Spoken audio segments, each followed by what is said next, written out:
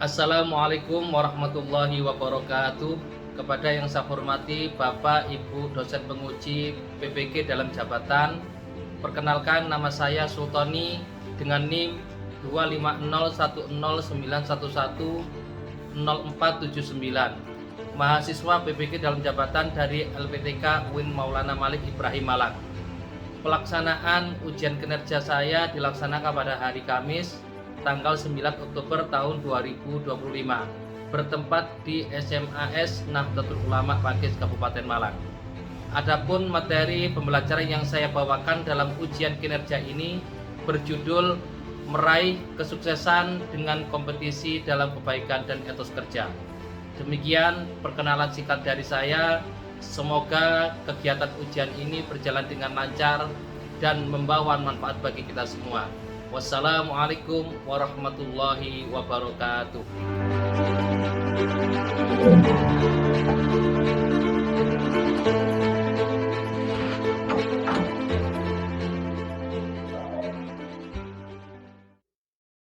Assalamualaikum warahmatullahi wabarakatuh.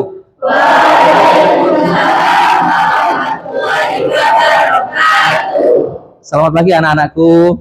Bagaimana kabarnya hari ini?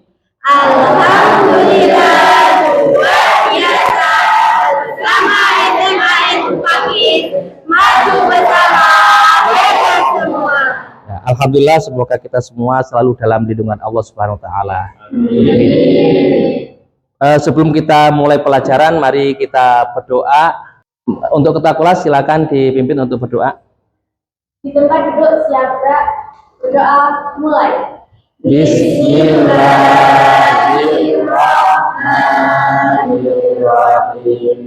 Alhamdulillahirabbil alamin. Arrahmanirrahim. Maliki yaumiddin. Iyyaka na'budu wa iyyaka nasta'in. Ihdinas siratal mustaqim, siratal ladzina an'amta 'alaihim ghairil maghdubi 'alaihim waladdallin. Rabbighfirli wa liwalidayya amin ya rabbal alamin. Bismillahirrahmanirrahim. Alam nashrah laka sadrak wa wada'na anka wizrak alladzi anqadha dhahrak wa rafa'na laka dhikrak fa inna ma'al usri yusra, inna ma'al usri yusra, fa idza faragta fansab wa ila rabbika farghab. Bismillahirrahmanirrahim. Allahumma aftah alayya futuhal arifina bi ni'matika wansur alayya rahmataka wa dhakkirni ma nasitu ya dzal jalali wal ikram. Walhamdulillahi rabbil alamin. Amin ya rabbal alamin. Baik, hari ini ada yang tidak masuk anak-anak? Masuk semua ya? Ya. Terus untuk tempat duduknya tolong Mas dirapikan ya. Rapikan tempat duduknya. Terus Mbaknya dirapikan tempat duduknya. Oke. Kalau sudah anak-anakku, hari ini kita akan mempelajari dengan tema yang menarik, yaitu meraih kesuksesan dengan kompetisi kebaikan dan etos kerja. Tentu kalian ingin menjadi orang sukses, betul? Ya. Nah, hari ini kita akan belajar bagaimana Islam mengajarkan kita untuk berlomba dalam kebaikan atau yang disebut dengan fastabiqul khairat, dan membangun etos kerja Islami agar menjadi orang yang sukses. Tujuan pembelajaran kita hari ini yang pertama adalah memahami makna kompetisi dalam kebaikan dan etos kerja dalam Islam. Yang kedua, menunjukkan contoh perilaku berlomba dalam kebaikan di kehidupan sehari-hari. Yang ketiga, menganalisis kaitan antara etos kerja dan kesuksesan sejati.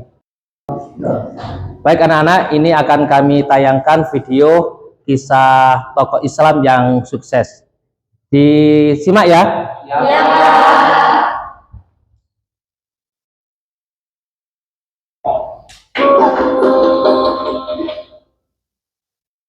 Kisah sahabat Nabi Abdul Rahman bin Auf, sahabat bertangan emas yang kaya raya. Abdul Rahman bin Auf adalah sahabat Nabi Muhammad SAW yang kaya raya dan dermawan. Ia memiliki dua karakteristik yang istimewa dibandingkan orang-orang pada masa itu, yaitu hartawan dan semangat pejuang. Kekayaannya yang berlimpah tidak membuatnya sombong. Selain pandai dalam berdagang dan gemar bersedekah, Abdurrahman bin Auf sangat gigih di medan perang.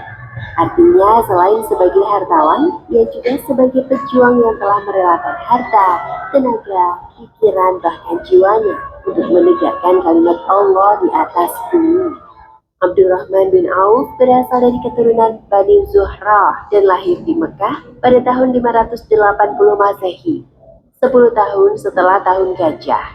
Ayahnya bernama Auf bin Abdul Auf al-Harith, sedangkan ibunya bernama Ashifa binti Auf.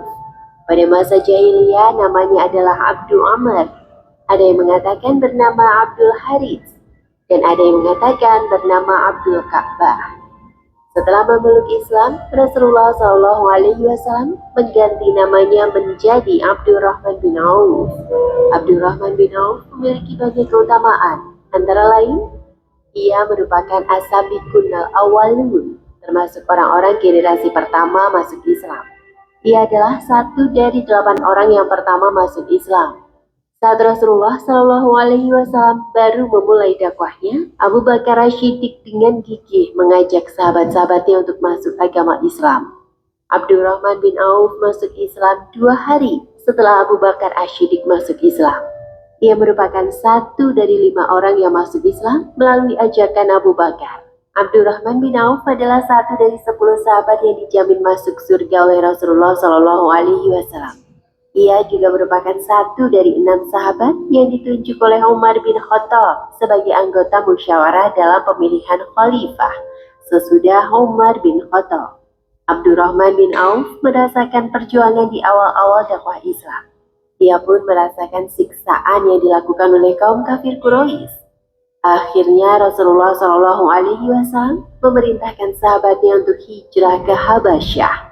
Abdurrahman bin Auf termasuk yang hijrah ke Habasyah. Ketika Rasulullah SAW dan para sahabat diizinkan oleh Allah Subhanahu wa Ta'ala hijrah ke Madinah, Abdurrahman bin Auf juga ikut hijrah. Ia menjadi pelopor kaum muslimin yang ikut hijrah ke Madinah. Setelah selesai membangun masjid sebagai pilar pertama dakwah Islam di Madinah, selanjutnya Nabi SAW membangun persaudaraan kaum Muhajirin dan Ansar yang berlangsung di rumah sahabat Anas bin Malik radhiyallahu anhu.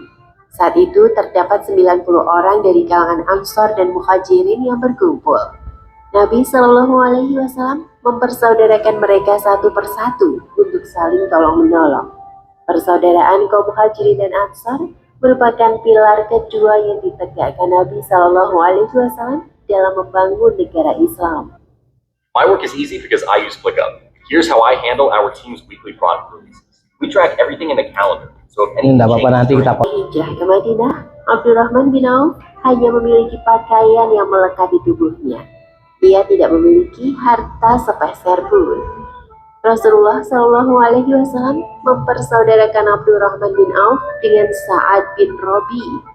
Sa'ad bin Rabi termasuk salah satu orang terkaya di Madinah. Ia ingin memberikan separuh harta yang dimilikinya untuk Abdurrahman bin Auf. Berkatalah Sa'ad kepada saudara barunya, Abdurrahman bin Auf, Wahai saudaraku Abdurrahman, sesungguhnya harta saya paling banyak di kalangan kaum Ansor. Saya berikan setengah dari harta saya kepadamu. Terima kasih atas tawaran, wahai saudaraku. Semoga Allah memberkahi harta yang kau miliki dan keluargamu. Namun, bisakah engkau tunjukkan kepadaku di mana pasar tempat orang-orang Madinah biasa melakukan jual beli? Iya, tentu saja akan saya tunjukkan kepadamu. Ikuti saya. Sa'ad bin Robi lalu menunjukkan pasar Bani Koinuko. Disebut pasar Bani Koinuko karena para pedagang di sana kebanyakan adalah orang Yahudi Bani Koinuko. Latar belakang Abdurrahman bin Auf adalah seorang pedagang yang cerdas dan ulet, maka tidak sulit baginya untuk memulai bisnis di tempat yang baru. Keesokan harinya, Abdurrahman mulai berdagang dan berhasil membawa keuntungan berupa susu kering dan minyak samin. Dan di hari-hari selanjutnya, ia berjualan di pasar tersebut. Abdurrahman bin Auf mengamati peluang apa yang layak untuk dijual di sana. Ia membangun kerjasama dengan seorang pengrajin alat perkebunan di Madinah. Abdurrahman meminta izin untuk menjualkan barangnya, yakni dengan cara mengambil barang di hari itu dan akan dibayar esok hari setelah barangnya laku. Sungguh cerdas pemikiran Abdurrahman.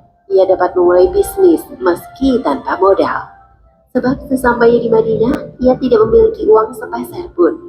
Seiring berjalannya waktu, Abdurrahman bin Auf pun memiliki sebuah kios di pasar. Abdurrahman begitu jeli dalam melihat situasi dan kondisi. Hal itu terbukti ketika Abdurrahman bin Auf memutuskan untuk membuat sebuah pasar baru. Karena melihat kondisi pasar lama yang padat dan kumuh, sehingga kurang nyaman bagi pedagang maupun pembeli.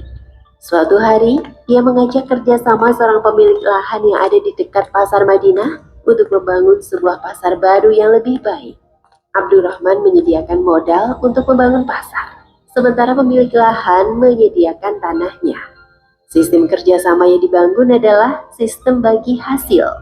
Biaya sewa yang ditawarkan seikhlasnya sehingga tidak butuh waktu lama, semua lapak pasar pun bisa terisi. Dalam berdagang, Abdurrahman bin Auf mengupayakan penjualan dilakukan secara tunai. Jika hari ini ada barang yang terjual dan mendapat keuntungan, maka ia dapat mengambil barang lagi untuk dijual keesokan harinya, sehingga perputaran barang jualan dapat berjalan dengan lancar. Ketika berbisnis, Abdurrahman bin Auf tidak menginginkan keuntungan banyak. Ia lebih memilih mendapatkan keuntungan sedikit tetapi jumlah penjualannya besar. Sebab seiring berjalannya waktu, semakin banyak orang akan mengenal usahanya, sehingga peluang mendapatkan untung besar pun semakin lebar. Dalam menjual dagangannya, Abdurrahman bin Auf sangat memperhatikan kualitas barangnya. Jika ada barang yang cacat, maka ia akan menyampaikan secara jujur kepada pembeli, seperti yang dicontohkan oleh Rasulullah SAW. Ia berdagang dengan jujur, sehingga para pembelinya pun sangat percaya terhadap semua barang yang dijual oleh Abdurrahman bin Auf. Hal inilah yang membuat Abdurrahman dapat menjalin relasi untuk pengembangan usahanya. Setelah kehidupannya menjadi lebih baik, Kenapa sih harus ikut program wakaf Quran untuk santri? Ini adalah Al-Quran khusus hafalan hasil wakaf dari para donatur.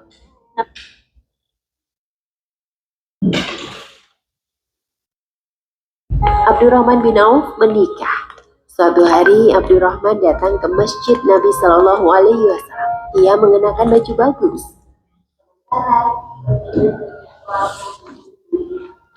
Rasulullah Shallallahu Alaihi Wasallam melihat hal itu kemudian bertanya kepada Abdurrahman bin Auf.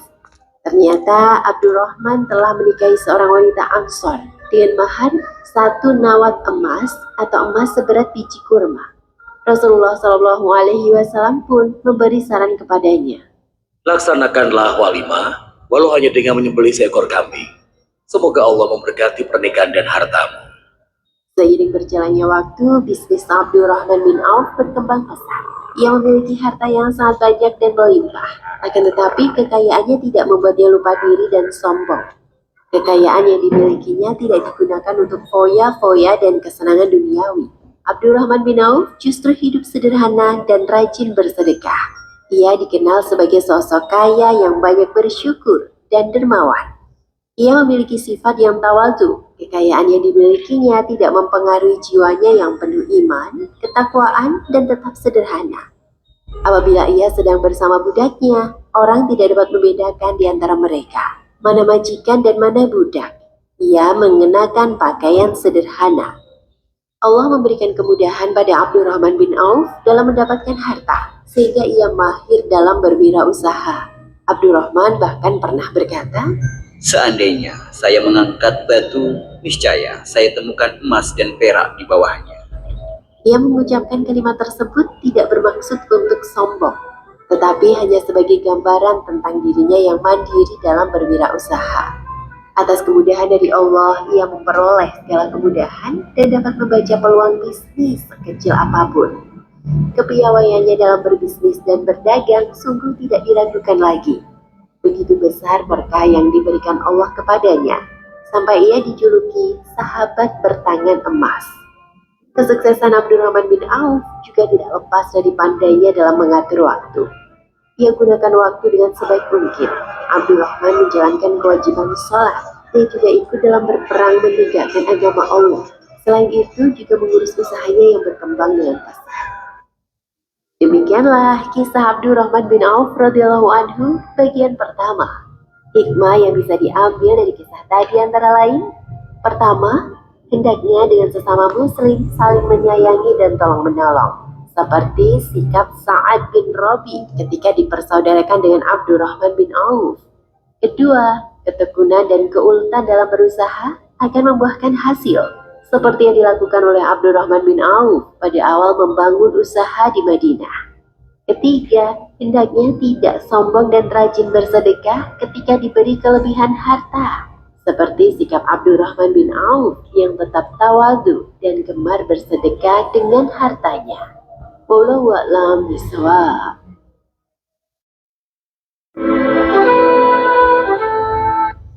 Baik, barusan kalian melihat kisah Abdurrahman bin Auf, sahabat Nabi yang dermawan dan bekerja keras.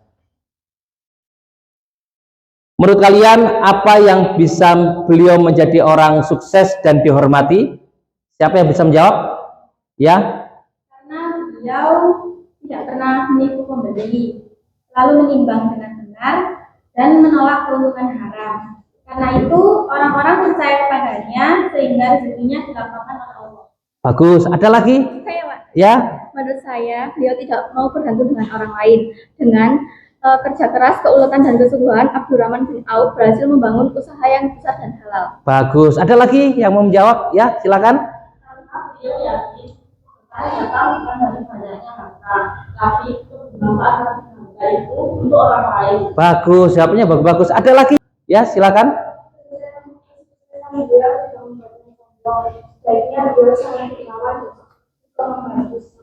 Ya, oke. Bagus anak-anak. Kesuksesan beliau bukan karena harta semata, tapi karena kerja keras, kejujuran, dan semangat berlomba dalam kebaikan. Oke. Baik anak-anak, kita baca yaitu Quran surat Al-Baqarah ayat 148 terkait dengan berlomba-lomba dalam kebaikan atau fastabil khairat. Dibaca mulai ta'awud anak-anak ya. A'udzu billahi minasy syaithanir rajim. Bismillahirrahmanirrahim. Wa likulli wijhatun huwa muwalliha fastabiqul khairat. Aina ma takunu ya'ti bikumullahu jami'a. Innallaha ala kulli syai'in qadir. Baik, dibaca terjemahnya. Dan siapa umat mempunyai ibadah yang dia menghadap kepadanya, maka berlomba-lombalah kamu dalam kebaikan. Di mana saja kamu berada, pasti Allah akan mengumpulkan kamu semuanya. Sungguh Allah Maha Kuasa atas segala sesuatu. Baik anak-anak, dari terjemahan tersebut apa yang dimaksud dengan berlomba-lomba dalam kebaikan atau fastabiqul khairat? Ada yang bisa menjawab? Ya, silakan. Bagi saya, fastabiqul khairat itu bukan siapa yang paling hebat, tapi siapa yang paling konsisten berbuat baik setiap hari. Bagus. Ada lagi? Oh ya, yang ini dulu ya. Kalau saya, berlomba dalam kebaikan itu seperti ketika kita saling membantu, siapa yang bisa lebih cepat dan lebih ikhlas dalam menolong orang lain. Bagus jawabannya. Ada lagi? Menurut saya, berlomba dalam kebaikan adalah berusaha menjadi yang terbaik, melakukan hal-hal baik tanpa menjatuhkan orang lain. Bagus. Ada lagi yang mau jawab? Menurut saya, berlomba dalam kebaikan itu berarti saling memotivasi untuk berbuat baik. Bukan bersaing karena iri, tapi karena keinginan sama-sama untuk mendapatkan ridho Allah.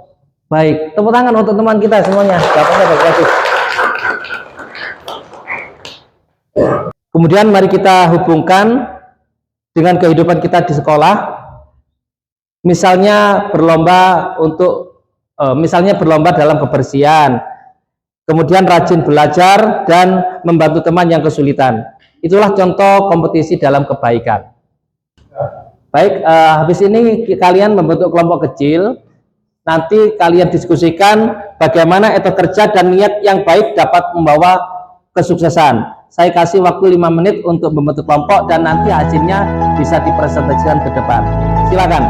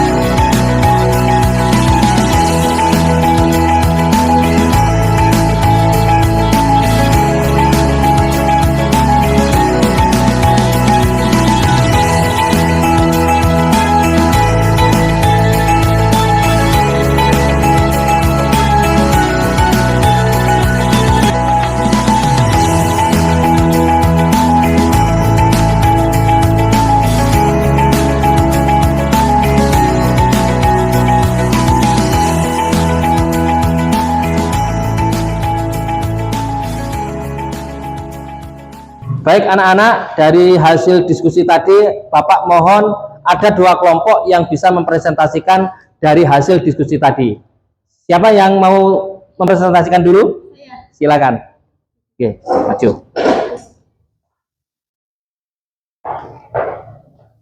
Baik, hasil presentasi dari kami yaitu banyak orang sukses karena tidak hanya pintar, tapi juga etos kerja dengan niat baik. Mereka tidak hanya mencari hasil, tapi juga keberkahan dan manfaat bagi orang lain. Itu saja. Terima kasih. Terima kasih, tepuk tangan untuk.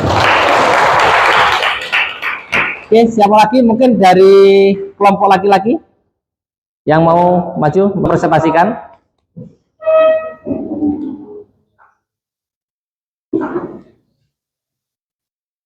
Ya, silakan. Menurut saya, etos kerja dan niat yang baik itu seperti fondasi kesuksesan. Kalau kita bekerja keras dengan niat yang benar, Allah akan memberikan hasil yang terbaik dan keberkahan. Ya, terima kasih. Tepuk tangan.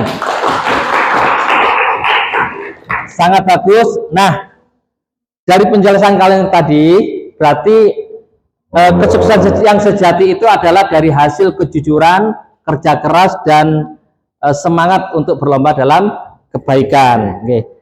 Untuk menguatkan, mari kita ambil contoh dari Nabi Muhammad SAW sebagai pedagang yang jujur. Beliau dijuluki sebagai Al-Amin, orang yang dipercaya, dan itu contoh etos kerja yang luar biasa.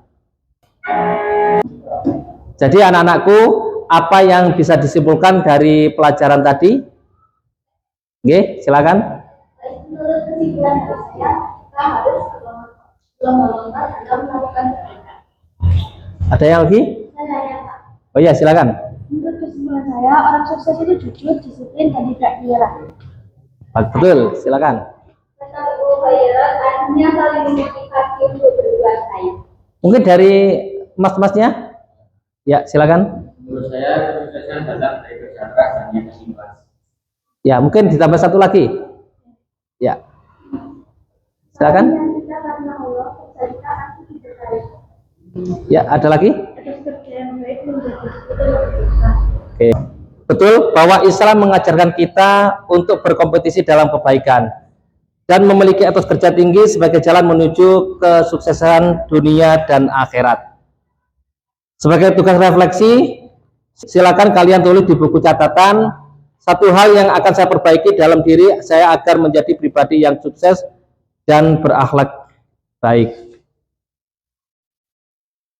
Terima kasih, pembelajaran kita mungkin kita cukupkan hari ini. Semoga apa yang kita pelajari bisa bermanfaat dan barokah. Amin.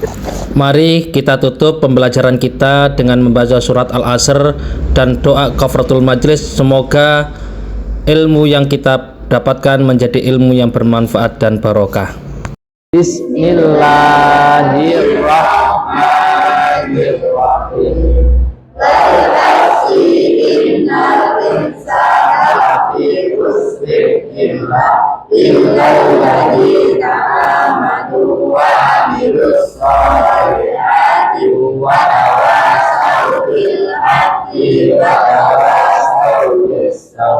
Subhanallahumma wa bihamdika asyhadu an la ilaha illa anta astaghfiruka wa atubu ilaik. Terima kasih semuanya, sehat selalu. Assalamualaikum warahmatullahi wabarakatuh. Waalaikumsalam warahmatullahi wabarakatuh.